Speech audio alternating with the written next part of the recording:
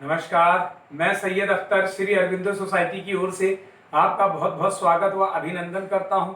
हम आज शिक्षा में शून्य निवेश नवाचार कार्यक्रम ZIIEI द्वारा संकलित एक रोचक व अभिनव नवाचार के बारे में आपको बताएंगे। हम इनोवेटिव पाठशाला के अंतर्गत NCERT के प्राइमरी सेक्शन के कक्षा 5 के पर्यावरण अध्ययन की पुस्तक आसपास के पाठ 11 सुनीता अंतरिक्ष में के नवाचार अभिनव शिक्षण तकनीक की गतिविधि शब्द सागर का इस वीडियो में क्रियान्वयन करेंगे। हम आशा करते हैं कि आप इस वीडियो को देखने के उपरांत इस नवाचार तकनीक को अपने विद्यालय व कक्षा में अवश्य लागू करेंगे। इस पाठ को ZIIEI के कई नवाचार गतिविधियों से पढ़ाया जा सकता है, परंतु आज हम इसे शब्द सागर से समझेंगे। तो आइए पाठ का सार समझते हैं। प्रस्तुत पाठ सुनीता अंतरिक्ष में एक ऐसा पाठ है जो अंतरिक्ष यात्रियों और उनके वहां रहने काम करने के तरीकों की रोचकपूर्ण जानकारी पर आधारित है। इस नवाचार की नवीनता के अंतर्गत इसमें छात्र अपने सहपाठियों के साथ मिलकर पाठ का पुनः अध्ययन करते हुए इस गतिविधि का आनंद लेते हैं और अपनी शब्दावली बढ़ाते हैं तथा अभिव्यक्ति की कला और लेखन शैली का भी विकास करते हैं। इस नवाचार की क्रियान्वयन प्रक्रिया के अंतर्गत शिक्षक पढ़ाए जा रहे पाठ के पुनः अध्ययन के लिए प्राकृतिक वस्तुओं और वाक्य निर्माण को आसपास के वातावरण से जोड़ते हुए अवलोकन, चर्चा और सांकेतिक प्रश्नों के माध्यम से पाठ को दोहराते हैं। इस नवाचार की क्रियान्वयन अवधि के अंतर्गत इसके लिए 20 मिनट का समय निर्धारित किया गया है।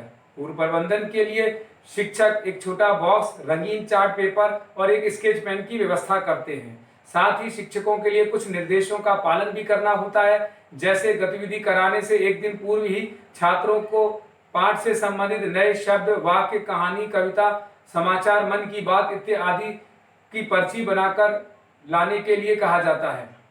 इसी प्रकार पर्ची के पीछे छात्र अपना नाम व कक्षा अवश्य लिखते हैं। शिक्षक यह भी सुनिश्चित करते हैं कि सभी छात्रों की भागीदारी हो रही है या नहीं। गतिविधि में सभी छात्रों की भागीदारी के साथ साथ जिन बच्चों को वाक्य बोलने में कठिनाई होती है उनकी सहायता भी शिक्षक करते हैं। इस प्रकार पुनः अध्ययन की प्रक्रिया में नए शब्दों और वाक्यों की पर्ची बनाकर प्राकृतिक वस्तुओं व वाक्य निर्माण का पाठ में पुनः अध्ययन कराया जाता है। आइए इससे समझते हैं कि इस नवाचार को कैसे लागू करते हैं। शिक्षक इस बात का ध्यान रखते हैं कि पाठ का निर्माण और व्याख्या कराई गई हो, साथ ही पाठ की गतिविधि के लिए बॉक्स को रंगीन पेपर इत्यादि से सजा दिया गया हो, जिससे कि छात्रों में उत्सुकता बनी रहे। अब शिक्षक गतिविधि को आगे बढ़ाते हैं। शिक्षक छात्रों से कहते हैं कि आज हम इस बॉक्स के द्वारा एक खेल खेलेंगे, क्या आप इसके लिए तैयार हैं? तब संभावित उत्तर में बच्चे हाँ कहते हैं। और शिक्षक एक छात्र को बुलाते हैं और बॉक्स पर शब्द सागर लिखवाते हैं तथा इसके बाद बताते हैं कि आज हम जो खेल खेलेंगे उसका नाम शब्द सागर है। अब शिक्षक छात्रों को खेल के नियम समझाते हैं। शिक्षक छात्रों से पहले से बनाकर लाई गई पर्ची को बॉक्स में डलवाते हैं। अब एक छात्र आगे आता है और बॉक्स में से पर्ची को निकालता है और बुलंद आवाज में उसे पढ़ता है।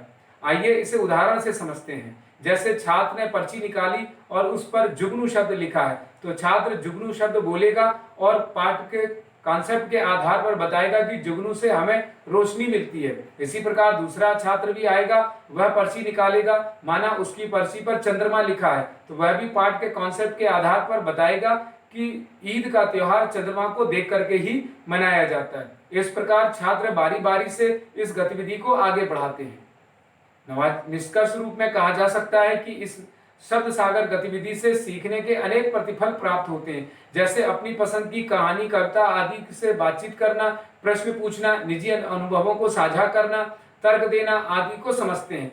चित्र, पोस्टर आदि से पाठ का आनंद उठाते हुए शब्दावली को भी छात्र बढ़ाते हैं। घर व आसपास के वातावरण से अवलोकन करके विभिन्न वस्तुओं को पहचानना और उनके बारे में बताना, साथ ही वर्ण, अक्षर और ध्वनि से अपनी भाषा को बोलने की समझ भी विकसित करते हैं। शब्द सागर गतिविधि से सभी छात्रों की भागीदारी सुनिश्चित होती है और उन्हें समान अवसर भी प्राप्त होता है। कही जा रही बात, कहानी, कविता इत्यादि की समझ भी छात्र विकसित करते हैं। इस नवाचार में PRT अनुपात का तो ध्यान रखा ही गया है, साथ ही NCF 2005 के उद्देश्यों का भी ध्यान रखा गया है। साथ ही पाठ सुनीता अंतरिक्ष में को शिक्षक एक निर्धारित माह में ही पढ़ाते हैं। इस प्रकार इस नवाचार से छात्रों में गहन सोच के साथ साथ आत्म जागरूकता, सृजनात्मकता तथा पारस्परिक संबंधों का विकास होता है।